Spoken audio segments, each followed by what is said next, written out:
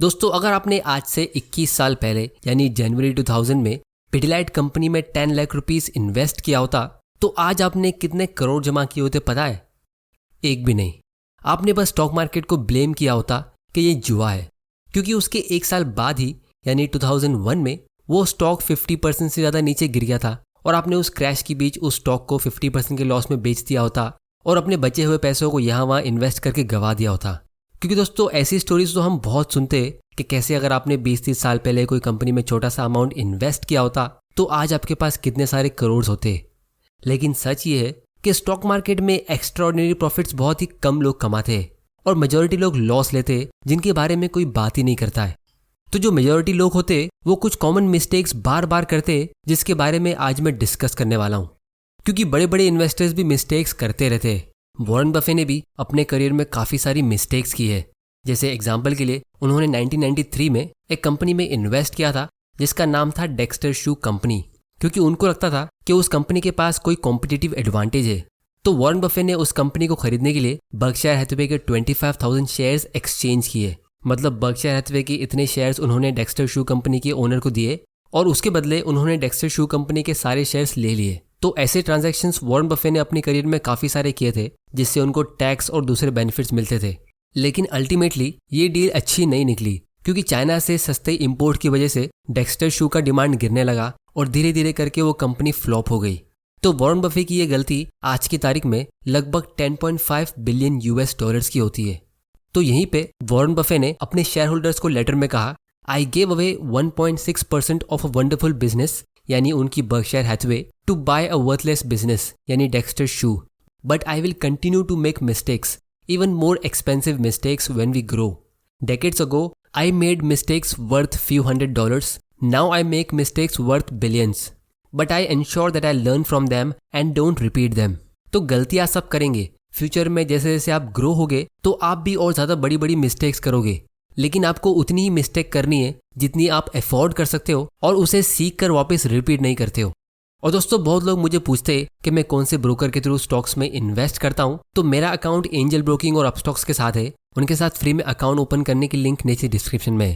तो दोस्तों, आज हम कुछ मिस्टेक्स के बारे में डिस्कस करेंगे जो काफ़ी ज़्यादा कॉमन है, क्योंकि जब आप इन मिस्टेक्स के आगे निकल नहीं सकते तब तक आप इन्वेस्टिंग से वेल्थ नहीं क्रिएट कर सकते।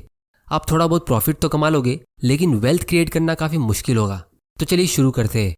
तो दोस्तों, सबसे पहले आपको एक पेन और पेपर की ज़रूरत होगी, क्योंकि मैं आपसे 5 क्वेश्चंस पूछने वाला हूं जिसके आपको आंसर्स देने हैं। हर क्वेश्चन के बाद आपको 5 सेकंड का टाइम मिलेगा। आपको उसी 5 सेकंड में आंसर देना है। आपको बस ये कोशिश करना है कि आपके कम से कम 4 आंसर राइट हो। तो अगर आप चाहो तो आप अपने आंसर्स को कहीं लिख सकते हो, या फिर आप नीचे कमेंट में वीडियो को देखते हुए अपने आंसर्स को टाइप कर सकते हो। जब 5 क्वेश्चंस कंप्लीट हो जाएंगे तो आप अपने आंसर्स को सेंड कर देना, जिससे वो रिकॉर्ड हो जाएंगे। गूगल या किसी की हेल्प नहीं लेनी है। आपकी एग्जिस्टिंग नॉलेज से आपके दिमाग में जो भी आंसर आता है वही गैस करना है, वरना गेम में मज़ा नहीं आएगा। और दोस्तों, आपका जो गैस होगा उसके लिए आपको एक लो और हाई रेंज सिलेक्ट करना है, जिसके लिए आप 90% कॉन्फिडेंट रहोगे कि वो राइट होगा। जैसे अगर मैं ये पूछता हूँ कि पिछले 1 साल में सेंसेक्स कितने % ऊपर गया है, तो आपको उसका आंसर एक रेंज में देना है। जैसे मैं कहूँगा कि सेंसेक्स शायद 24% से ज़्यादा ग्रो हुआ होगा और 32% से कम, तो ये रेंज 24 और 32 के बीच का है और एक्चुअली में सेंसेक्स 24.9% ऊपर गया है। तो ये आंसर राइट निकला। तो इसी तरह आपको आंसर्स गैस करने और फिर हम इन्वेस्टिंग के कुछ इंपॉर्टेंट लेसन सीखेंगे। तो चलिए शुरू करते हैं। तो सबसे पहला क्वेश्चन मैं आप लोगों से पूछता हूं कि इंडिया में कितने % लोगों के पास मोबाइल है।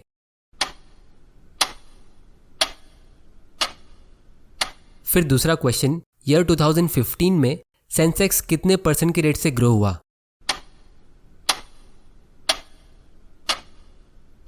फिर तीसरा क्वेश्चन, रिलायंस इंडस्ट्री का स्टॉक प्राइस दिसंबर 2010 से लेके दिसंबर 2016 तक, यानी उस 6 साल के पीरियड में टोटल कितना % ऊपर गया।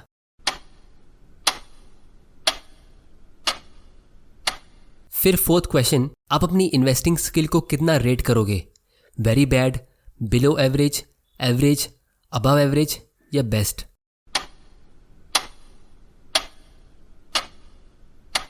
और फाइनल क्वेश्चन, 0 और 100 के बीच मेरा फेवरेट नंबर कौन सा है।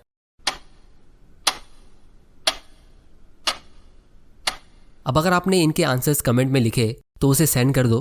और अगर आपने इसे कहीं और लिखा है तो अब मैं आपको इनके राइट आंसर्स देता हूँ। आप लोग चेक करो कि आपके कितने आंसर्स राइट है। तो पहले क्वेश्चन का राइट आंसर है ऑलमोस्ट 50%। इंडिया की सिर्फ 50% पॉपुलेशन मोबाइल यूज करती है। दूसरे क्वेश्चन का राइट आंसर है -9.2%। जनवरी 2015 से लेकर दिसंबर 2015 तक यानी पूरे साल मार्केट नीचे गया था। तीसरे क्वेश्चन का राइट आंसर है 0%। रिलायंस इंडस्ट्री का स्टॉक प्राइस दिसंबर 2010 से लेकर दिसंबर 2016 तक ग्रो ही नहीं हुआ था। उसका शेयर प्राइस बिल्कुल फ्लैट रहा था। चौथे क्वेश्चन का राइट आंसर मैं नहीं दे सकता, इसके बारे में हम आगे वीडियो में डिटेल में डिस्कस करेंगे। और पांचवें क्वेश्चन का अगर आप राइट आंसर दे भी दो तो उसमें आपका कोई भी स्किल नहीं होता है, ये प्योर लक होता है। क्योंकि मेरा फेवरेट नंबर तो 0 से 100 में से कुछ भी हो सकता है। तो अगर आपको इस क्वेश्चन के लिए 90% कॉन्फिडेंट होना था, क्योंकि जैसा मैंने कहा था आपको ऐसे रेंज में आंसर देना है जिसके लिए आप 90% श्योर रहोगे, तो आपको इस क्वेश्चन के लिए अपना रेंज 0 से 90 चूज कर लेना चाहिए था या 10 से 100।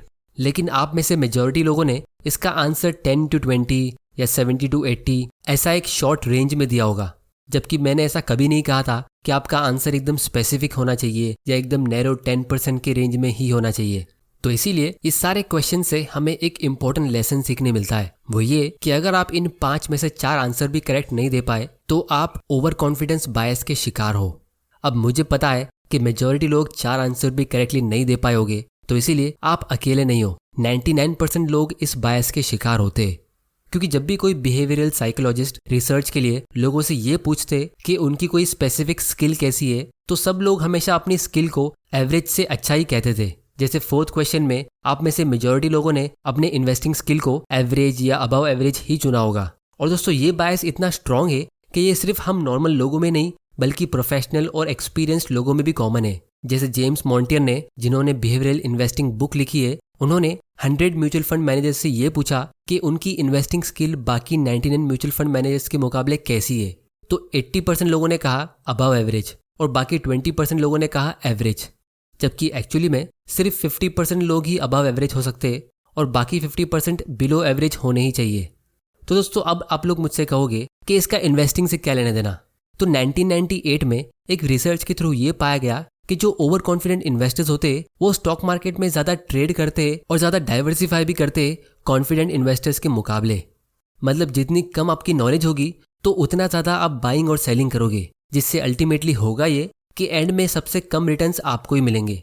क्योंकि मान लो आप किसी स्टॉक में शॉर्ट टर्म के लिए इन्वेस्ट करते हो, जैसे 1-2 साल के लिए, या ट्रेडिंग करते हो और आप ये एक्सपेक्ट करते हो कि आपको उससे 10 या 20% का प्रॉफिट मिल जाएगा, तो आप बेसिकली एक ऐसा रिस्क ले रहे हो जिसके बारे में आपको पता भी नहीं है। क्योंकि ये वाला ग्राफ आप देख सकते हो, अगर आप एकदम अच्छे हाई क्वालिटी स्टॉक्स का पोर्टफोलियो बनाओगे, जैसे सौरभ मुखर्जी ने ये कॉफी कैन पोर्टफोलियो बनाया है जो लॉन्ग टर्म में 25% के रेट से ग्रो होता है, तो ऐसा अच्छा पोर्टफोलियो भी शॉर्ट टर्म में यानी 1-2 साल के पीरियड में -43% से लेके +99% के बीच में रह सकता है। तो ये ग्राफ मैं इसलिए दिखा रहा हूँ क्योंकि बहुत लोगों का पोर्टफोलियो फिलहाल माइनस में होगा या अच्छा प्रॉफिट नहीं दे रहा होगा, जिन लोगों ने अभी रिसेंटली इन्वेस्ट करना शुरू किया है, क्योंकि पिछले 1 महीने से मार्केट नीचे ही जा रहा है। लेकिन अगर आपने अच्छी कंपनीज पिक की है तो आपको वो शॉर्ट टर्म परफॉर्मेंस को देख के टेंशन लेने की जरूरत है ही नहीं। ये सब बिल्कुल नॉर्मल चीज़ है। जैसे वीडियो के स्टार्ट में मैंने कहा था कि अगर आपने पिडिलाइट कंपनी में 10 लाख रुपीस इन्वेस्ट किया होता तो आज आपके पास कुछ भी नहीं होता। क्योंकि शॉर्ट टर्म में जब मार्केट मूव होता है तो अच्छी और बुरी कंपनी सब एक ट्रेंड में मूव होती है। अगर मार्केट क्रैश या करेक्शन आता है तो सारे स्टॉक्स गिरते हैं। तो ओवर कॉन्फिडेंट इन्वेस्टर्स ऐसे टाइम पे अपने आप को ब्लेम कर सकते हैं कि अच्छी कंपनी तो पिक कर ली लेकिन अच्छा टाइमिंग पिक क्यों नहीं किया। फिर वो सेल करने का सोचेंगे कि अभी शायद मार्केट और नीचे जाएगा, तो जब स्टॉक्स और सस्ते हो जाएंगे तब हम उसे बाय करेंगे। लेकिन जो कॉन्फिडेंट इन्वेस्टर्स होते हैं उन्हें पता है कि हम हर चीज़ में एक्सपर्ट नहीं बन सकते और फिर भी हम वेल्थ क्रिएट कर सकते हैं। जैसे अगर आपने इसी स्टॉक को ह्यूमिलिटी के साथ मार्केट क्रैश में होल्ड किया होता तो अभी आपके पास 10 करोड़ से ज़्यादा अमाउंट होता। तो इस ओवर कॉन्फिडेंट बायस से बचने का सबसे बेस्ट तरीका ये है कि आपको हर रोज़ ओपन माइंडेड रहना है, ये सोच के कि कुछ चीज़ों में आप राइट हो सकते हो और कुछ चीज़ों में रॉन्ग, लेकिन आपको उसी चीज़ पे फोकस करना है जो आपके कंट्रोल में है। फिर कुछ लोगों ने ये सेकंड क्वेश्चन का आंसर 30 to 40% भी दिया होगा, क्योंकि पिछले 1-2 साल में मार्केट बहुत ही तेज़ी से ऊपर गया है और इसीलिए बहुत सारे लोगों ने अपनी सारी सेविंग्स एक साथ लमसम स्टॉक में या म्यूचुअल फंड में इन्वेस्ट कर दी होगी। तो ये 30 to 40% का प्रेडिक्शन करने वाले वो लोग हैं जो स्टॉक मार्केट में बिल्कुल न्यू है, जिनको स्टॉक मार्केट की हिस्ट्री भी पता नहीं है और इसीलिए उनका थिंकिंग प्रोसेस काफ़ी लिमिटेड है। तो इसको हम रीसेंसी बायस कहते हैं। फिर सबसे पहले क्वेश्चन में मैंने पूछा था कि कितने % इंडियंस मोबाइल यूज़ करते हैं, और आप में से बहुत लोगों ने इसका आंसर 50% से ज़्यादा दिया होगा। तो इसका रीज़न है अवेलेबिलिटी बायस, क्योंकि जहाँ भी हम देखते हैं हमें सबके पास मोबाइल फ़ोन दिखता है, लेकिन आपने आंसर देते समय ये नहीं सोचा होगा कि कितने सारे बच्चे और एल्डर लोग घरों में बैठे हैं जिनके पास मोबाइल नहीं होता है। तो इसका सबसे बड़ा साइड इफेक्ट ये होता है कि लोग ना चाहते हुए भी रॉन्ग डिसीजन ले लेते हैं और उनको लगता है कि वो सही है। जैसे बहुत लोग दूसरों को देख के महंगी महंगी कार्स या मोबाइल या बड़े बड़े घर लोन पे ले लेते हैं क्योंकि वो दिख रहा होता है, लेकिन हमें ये नहीं दिखता कि वो आदमी उसको लेके कितना ज़्यादा टेंशन में है। या फिर जब भी आप न्यूज़ में देखते हो कि राकेश झुनझुनवाला ने किसी स्टॉक में इन्वेस्ट किया है, तो आप भी उसमें एक बड़ा अमाउंट इन्वेस्ट कर लेते हो। फिर जब मार्केट क्रैश होता है और राकेश झुनझुनवाला उसे सेल करता है, तो तब आपको पता चलता है कि ये तो उनके पोर्टफोलियो का सिर्फ 0.6% था, लेकिन आपके पोर्टफोलियो का 60%। अब दोस्तों, अगर आपको मैं 2 ऑप्शन दूं इन्वेस्ट करने के लिए, तो आप इनमें से कौन सा ऑप्शन चूज करोगे? सबसे पहला ऑप्शन ये है कि आप किसी इंडेक्स फंड में इन्वेस्ट करते हो जहां आपको 15% का रिटर्न मिल सकता है, और दूसरा ऑप्शन जहां आपको या तो 20% मिल सकता है या फिर 10%। तो आप इन दोनों में से कौन सा ऑप्शन चूज करोगे? अब दोस्तों, मेजॉरिटी लोग ये सेकेंड ऑप्शन चूज करेंगे, क्योंकि ये पहला ऑप्शन काफ़ी बोरिंग है, इसमें कोई भी एक्साइटमेंट या थ्रिल नहीं है, और इसीलिए इंडिया में म्यूचुअल फंड ज़्यादा फेमस है, इंडेक्स फंड नहीं। इसी तरह अगर कोई यूट्यूबर आपको एक ऐसा स्टॉक बताता है जहां आपको 18% का रिटर्न अगले 20 साल के लिए मिल सकता है, और दूसरा यूट्यूबर एक ऐसा स्टॉक बताता है जहां आपको 1 साल में ही 100% का रिटर्न मिल सकता है, लेकिन आपका कैपिटल 0 भी हो सकता है, तो आपको सरप्राइज होने की ज़रूरत नहीं है जब आप ये सुनते हो कि मेजॉरिटी लोग स्टॉक मार्केट में पैसा लूज क्यों करते हैं। तो दोस्तों, इसका मेन रीज़न ये है कि अगर आपको पहले ही पता है कि ये स्टॉक आपको 15 से 20% का रिटर्न दे सकता है, तो ये काफ़ी बोरिंग हो गया। हम इंसानों को बाय नेचर एक्साइटमेंट चाहिए होता है, और इसीलिए लोगों को कोई न्यू हॉट स्टॉक चाहिए होता है जहां उन्हें इससे ज़्यादा रिटर्न मिल सके। और जो लोग ह्यूमन साइकोलॉजी को समझते तो वो इसका अच्छे से फ़ायदा उठाते। जैसे इंडिया में जब गूगल पे न्यू था तो लोग सिर्फ पेटीएम यूज़ करते थे, जिससे लोगों को एक फिक्स्ड कैशबैक मिलता था, लेकिन गूगल पे ने स्मार्ट गेम खेला। उन्होंने सरप्राइज कैशबैक देना शुरू कर दिया, और स्टार्ट में कुछ लोगों को उन्होंने एक बड़ा कैशबैक देना शुरू किया। जैसे अगर आप 500 रुपीज़ का ट्रांजैक्शन करते हो तो आपको 100 रुपीज़ का कैशबैक मिल जाएगा, या उससे बड़ा, जिसे लोग एक्सपेक्ट भी नहीं करते थे। तो ऐसे अनएक्सपेक्टेड गुड सरप्राइज से हमारी बॉडी से एक डोपामाइन रिलीज होता है, जिसे हम फील गुड हार्मोन कहते हैं, जिसकी वजह से वो लोग अपने फ्रेंड्स के साथ ये ऐप शेयर करने लगे और बहुत ही जल्द गूगल पे सक्सेसफुल हो गया। और दोस्तों, उनकी ये स्ट्रेटेजी इतनी स्मार्ट थी कि उन्होंने पेटीएम से काफ़ी कम बजट में अपने ऐप को सक्सेस कर दिया, क्योंकि अब गूगल पे काफ़ी कम कैशबैक देता है। बहुत बार लोगों को सिर्फ यही स्क्रैच कार्ड मिलता है कि बेटर लक नेक्स्ट टाइम। तो इसीलिए अगर आपको एक्साइटमेंट चाहिए तो आपको एक छोटा अमाउंट लेके कोई गेम खेल लेना चाहिए, लेकिन उसे इन्वेस्टिंग से मिक्स नहीं करना चाहिए, क्योंकि एक्चुअल इन्वेस्टिंग बोरिंग होती है। जैसे तीसरे क्वेश्चन के लिए आप में से बहुत लोगों ने अपना आंसर पॉजिटिव या नेगेटिव में दिया होगा, लेकिन रिलायंस कंपनी का शेयर प्राइस 2010 से लेके 2016 तक जरा भी मूव नहीं हुआ था। तो ये चीज़ बहुत लोगों ने एक्सपेक्ट नहीं की होगी, और जो लोगों ने इस कंपनी में उस टाइम पे इन्वेस्ट किया होगा तो उन्होंने बोर होकर सेल कर दिया होगा। लेकिन फिर उसके अगले 5 साल में ये स्टॉक 4 गुना ऊपर गया, क्योंकि ये कंपनी अपनी जगह पे स्ट्रांग थी और अपनी वैल्यू को ग्रो कर रही थी। तो अगर आप स्टॉक्स में इन्वेस्ट करते हो तो ये बिल्कुल नॉर्मल चीज़ है। जैसे फिलहाल आईटीसी का शेयर प्राइस काफ़ी टाइम से मूव ही नहीं हो रहा है, ये 200 और 250 के बीच में ही है, और इसीलिए बहुत सारे मीम्स बन रहे हैं और लोग इसमें इंटरेस्टेड भी नहीं है।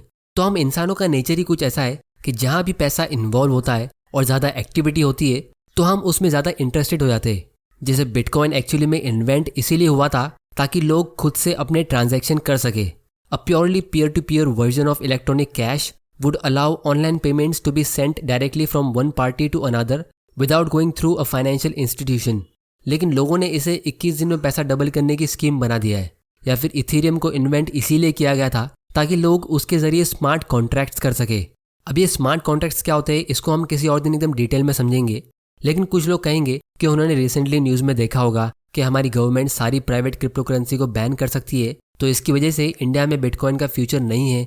लेकिन एक्चुअली में finance minister of India Nirmala Sitharaman ने नवंबर 29, 2021 को कहा कि Indian government is looking forward to redraft the crypto currency bill which will allow government to regulate the crypto space in India. तो ये क्रिप्टो स्पेस के लिए एक पॉजिटिव न्यूज़ है, क्योंकि गवर्नमेंट इसको पूरी तरह बैन नहीं कर रही है। तो एक चीज़ मैंने काफ़ी बार नोटिस की है कि लोग इम्पेशेंटली न्यूज़ पर रिएक्ट करते और अनवेरीफाइड सोर्सेज से न्यूज़ को देखकर उस पर अपने फैसले ले लेते। लेकिन आपको न्यूज़ के लिए हमेशा एक वेरीफाइड और ट्रस्टेड सोर्स को फॉलो करना चाहिए। फिर चाहे वो स्टॉक्स हो, बिटकॉइन हो या कोई और इन्वेस्टमेंट्स। और दोस्तों अब क्रिप्टो को भी बाकी एसेट्स की तरह देखा जा सकता है, जैसे गोल्ड, म्यूचुअल फंड या कमोडिटीज। तो इसीलिए अगर आपको क्रिप्टो करेंसी में इन्वेस्ट करना है या उसके फंडामेंटल्स कैसे होते हैं उसे समझना है, तो आप कॉइनस्विच कुबेर के ऐप से कर सकते हो, जो हमारे आज के एजुकेशनल स्पॉन्सर है। ये इंडिया के सबसे बड़े क्रिप्टो एक्सचेंज में से एक है। आप सिर्फ 100 रुपये से भी शुरुआत कर सकते हो। यहाँ पे आप 75 से भी ज़्यादा क्रिप्टो करेंसी खरीद सकते हो और इनका KYC प्रोसेस भी काफ़ी फास्ट है। 1.4 करोड़ से ज़्यादा लोगों ने इनके साथ ऑलरेडी रजिस्टर कर दिया है, जो दिखाता है कि इस ऐप पे इंडियन पब्लिक कितना ट्रस्ट कर रही है। इनके सिंपल UI की वजह से बिटकॉइन खरीदना काफ़ी आसान हो गया है, जैसे आप ऑनलाइन फूड ऑर्डर करते हो। और इनके साथ KYC करने पे आपको 50 रुपये के बिटकॉइन मिलेंगे एज अ स्टार्टिंग बोनस। और अगर आपको क्रिप्टो करेंसी के बारे में डिटेल में जानना है तो आप इनके यूट्यूब चैनल पे विजिट कर सकते हो और कुबेर वर्ड्स ब्लॉग को भी देख सकते हो अपडेटेड न्यूज़ और रिसर्च के लिए। और ये कॉइनस्विच कुछ नया प्लान भी कर रहे हैं, तो उसके लिए इनके यूट्यूब चैनल पे बने रहिए। तो दोस्तों फाइनली आप लोगों को मैं एक सिंपल होमवर्क देता हूँ। अगर आप इंडेक्स फंड में इन्वेस्ट नहीं करते हो और उसके बदले डायरेक्ट स्टॉक्स में या कोई म्यूचुअल फंड में या कहीं और इन्वेस्ट करते हो, तो आप बस अपना एनुअल रिटर्न कैलकुलेट करो कि इस साल आपने अपने पोर्टफोलियो पे एक्चुअली में कितना % का रिटर्न कमाया, और इसी तरह हर साल उसका रिकॉर्ड रखो। फिर भले ही आप ट्रेडिंग करके रोज 100% प्रॉफिट कमाते हो या उससे भी ज़्यादा, क्योंकि मेजॉरिटी लोग शॉक हो जाएंगे अपने एक्चुअल रिटर्न को देख के, क्योंकि बहुत ही कम लोग इंडेक्स को एक्चुअली में बीट कर पाते। ओवर कॉन्फिडेंस बायस की वजह से सबको यही लगता है कि वो अच्छा कर रहे हैं, लेकिन जब आप कैलकुलेशन करोगे और अपने पोर्टफोलियो को ट्रैक करोगे तो सच आपके सामने आएगा, और तब जाके आप अपनी मिस्टेक्स को रिकग्नाइज करोगे। और अगर आपको सच में वेल्थ क्रिएट करना है तो फिर आप इस गेम को सीरियसली खेलोगे, क्योंकि सभी इन्वेस्टर्स को लगता है कि वो निफ्टी से ज़्यादा प्रॉफिट कमा रहे हैं, लेकिन अगर सभी इन्वेस्टर्स निफ्टी को बीट कर रहे हैं तो इंडेक्स से बुरा परफॉर्म कौन कर रहा है। तो दोस्तों आज की वीडियो में इतना ही। अगर आपको अपने इन्वेस्टिंग के गेम को इम्प्रूव करना है तो इस चैनल को सब्सक्राइब जरूर कर लेना और बेल आइकन प्रेस कर देना, ताकि आपसे कोई ऐसे इंपॉर्टेंट वीडियोस मिस ना हो जाए। आप लोग नीचे कमेंट करके बताओ कि आपके कितने आंसर्स राइट थे, और ये भी बताओ कि मैं कौन सी टॉपिक पे अपना अगला वीडियो बनाऊं। वीडियो पसंद आया तो इसे लाइक करो, नहीं पसंद आया तो डिसलाइक करो। आपका वैल्यूएबल टाइम देने के लिए thank you and good bye.